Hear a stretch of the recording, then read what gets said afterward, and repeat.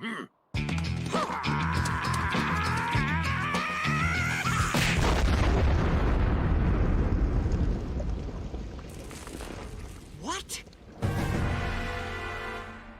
How come you're not dead yet?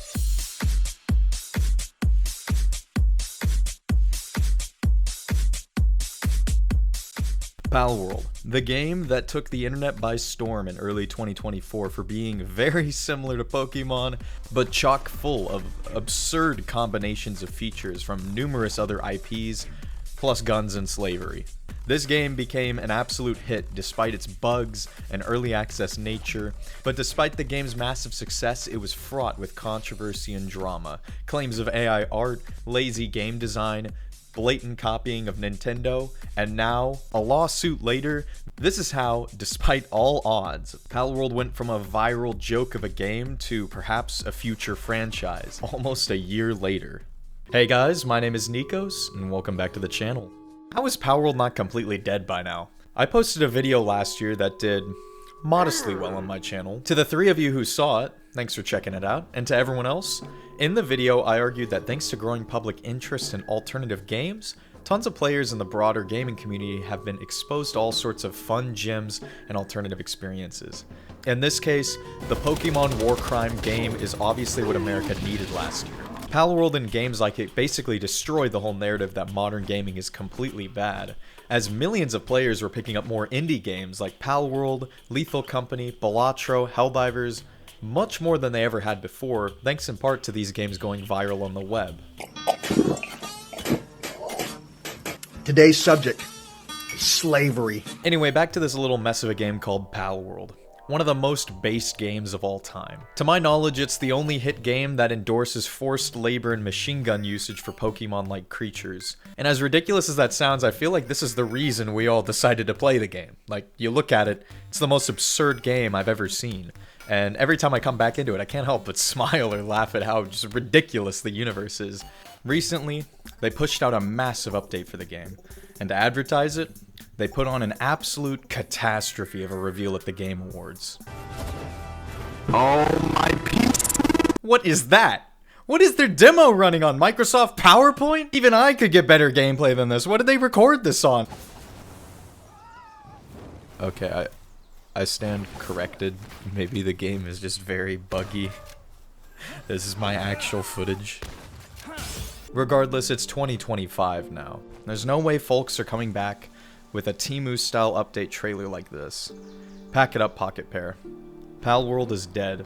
Alright, that's the video. Thanks for watching. Palworld's dead, but at least it provided a good time for the millions when we still had it. Wait, what do you mean check the Steam numbers? Wait, they actually added quite a bit to the game. And the players returned. Obviously not everyone did, and folks are still dropping off, but there's still interest in the game every time a content drop is delivered, and even more so with this recent update. So I guess that's it. That's the end of the story. A viral gimmicky game with adorable creatures and AK-47s managed to cultivate a small but lively community for an entire year. All the drama and AI art witch hunts ended with a little indie success story. What a happy ending. And that's the video. Thank you guys for watching. Remember to like and subscribe to the channel, and while you're here,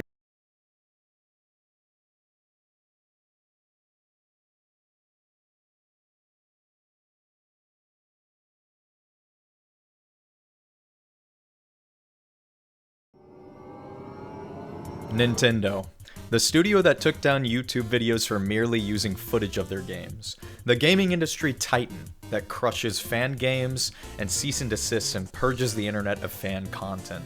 The Japanese giant that took down a Zelda fan movie for no reason. Worse than Games Workshop. Well, that's debatable. Nintendo is so highly protective of its properties it will abuse the law to damage their competition and stifle the creativity of their fans. Yeah, they wield the gavel of law to crush their fans. It's nuts. What a happy, family-friendly studio. When we left off a year ago, Nintendo was reportedly contemplating taking legal action against Palworld. On November 8th, Pocket Pair announced that they were being sued by Nintendo for 10 million yen. That's insane. It's a whole whopping $60,000? That's it? Am I missing something here? That's like a measly amount to sue for considering the game sold 25 million copies. But there's also late payment charges and other stipulations that are involved too. So we don't really know what the real cost is. But apparently the multi-billion-dollar company had its feelings hurt that someone made a similar game to Pokemon but made it cooler and better in every way by adding machine guns, slavery, and murder to it. Maybe Pokemon should have just made a good game instead, and the Palworld question wouldn't be such a thorn in their side. Regardless, if irrelevancy won't kill Palworld, it seems Nintendo is trying to do so themselves. Fans waited on bated breath to see what Nintendo would claim was infringed against their property. Did Nintendo actually have something substantial up their sleeve? Perhaps Pocket Pair is in the wrong here, and they actually did blatantly steal assets from Nintendo IPs to make their game.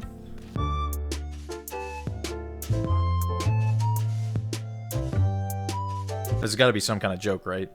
Nintendo is claiming that throwing a sphere to catch a creature is their own invention, according to a patent that was registered in May of 2024? That's like a whole season after Palworld was already released. It gets even worse though. Another patent, one involving riding a bird-like creature, was registered after Palworld had already gone viral. What? Never mind the fact that patents filed on game mechanics themselves stifle the gaming industry as a whole, these were filed months after Palworld released. Pocket Pair was blindsided by the whole ordeal. In response, they patched Palworld to remove a feature from the game. Instead of throwing your pals out with a sphere to deploy them, now they just appear at your side. Not a huge change, but perhaps a clue into another potential patent that could have slimed its way out of Nintendo late from the Japanese patent offices. You might be thinking, how is any of this legal? How can you accuse someone of copyright infringement with very late patents? How can you patent a game mechanic? And how granular can you go by doing so? Well, copyright law is different in Japan, in that conglomerates can have huge overreaches of power, in certain ways that aren't even legal in the United States and Europe. The public's reaction to this lawsuit has been wild. A ton of fans flocked to defend Palworld, accusing Nintendo of overstepping copyright laws and acting immorally. Then there were the others who celebrated the lawsuit, claiming that Palworld is a lazy product and deserved to be punished, despite breaking no laws whatsoever. I have no idea how some Pokemon fans can't look at Palworld with the two cakes mentality. I would be stoked if I were them. I would go, no way, I got a Pokemon game and a grindy survival game that looks almost just like Pokemon in a single year? Two cakes, let's go! I think it's important I clarify that this isn't the mindset shared by all Pokemon fans. A lot of folks actually like both Pokemon and Palworld, and some of y'all commented on my last Palworld video sharing the same sentiments. But we've all been on the internet long enough to not be surprised when a loud minority flocks to defend a multi-billion-dollar company that has no ethics and sues everyday people and companies for no reason. From what I've seen online, Japanese communities largely side with Nintendo, and the Western audiences mostly side with Palworld in this lawsuit. Reasoning? It's a mix of cultural differences and laws. In Japan, companies can get away with far more when it comes to litigation than what would be believable in the West. Free use and more are pretty much nil, and the communities in Japan are mostly fine with it, as again, cultures are very different across different continents in numerous ways. In my eyes, as a filthy American, it's a fledgling indie studio that saw massive success versus a 50-year-old media titan, one of which that includes a franchise that has since grown stagnant, which obviously is in need of competition, which promotes healthy innovation. It's the classic story of David and Goliath. Or is it? See, here's the part where I flip the script. I'm gonna change your expectations, because 6 months ago, Pocket Pair partnered with Sony. Yes, that Sony, to promote the expansion of Palworld into the broader international markets. Now, this doesn't mean that Pocket Pair is owned by Sony or that Sony are their publishers, but it's still a bit of a corporate alliance. So this little conflict with Palworld and Nintendo is actually part of a broader competition between two massive companies that lock horns on the regular. Sony and Nintendo had been duking it out for decades. Sony had agreed to give loads of money to market the game internationally. It seems that Palworld is seeking to enter the multimedia industry as a whole. Comics, shows, movies, toys, the whole 9 yards. And that directly threatens Nintendo and Pokemon's market share. While Nintendo can't do much to hurt Palworld in the West, the company will likely do everything they can to do as much damage as possible to Palworld in Japan. Not because they want to squash an indie game that mirrors their own product, but because Sony is actually the big bad that can hurt Nintendo the worst. Wow. Who knew modern virtual slavery could cause such a kerfuffle in the Big 25? Regardless of claims of copyright infringement, suing a competitor with a similar product using patents that were published after the game released is a dangerous precedent for gaming studios and the market as a whole.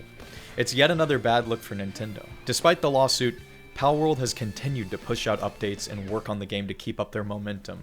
25 million copies sold is no joke. And I feel like because of Palworld, Pocket Pair went from a small studio with limited responsibility to one that is now set to compete with industry titans. They've got their work cut out for them. It'll be weird and pretty wild to see how Pocket Pair handles this newfound fame and how they can actually deliver and turn Palworld into potentially a franchise. And now, even further, Pocket Pair have announced that they are opening up a publishing office to fund indie games under their wing, and they've received tons of applications already. At this point, Pocket Pair have become one of the most successful indie studios of all time. They've gone from a small company with struggling devs to a wonder child of the industry. But now, I have to wonder, how much of Sony's abusive business practices will leach into Palworld? Will we see microtransactions and other scammy practices that hang the consumers out to dry in the game? We'll have to wait and see. I'm just happy to see there's more to play than AAA garbage now, and that these games have some pretty bustling communities. Palworld still generates a lot of hype, and it's also very addictive. I just started playing again recently, and I remember why I was so hooked on it. And alongside Palworld, Helldivers is still one of the biggest games out there with their recent massive content drop. It was the third most selling game of 2024. And even Lethal Company has a passionate, sizable player base remaining a year later. And then Balatro had a clean sweep, winning tons of awards at the Game Awards. Only time will tell on what alternative experiences will capture the hearts of players this upcoming year. 2025 just started, so the sky is the limit. Like and subscribe if you enjoyed. Thanks for watching the video. Go buy an indie game or two, and I'll see you on the next one.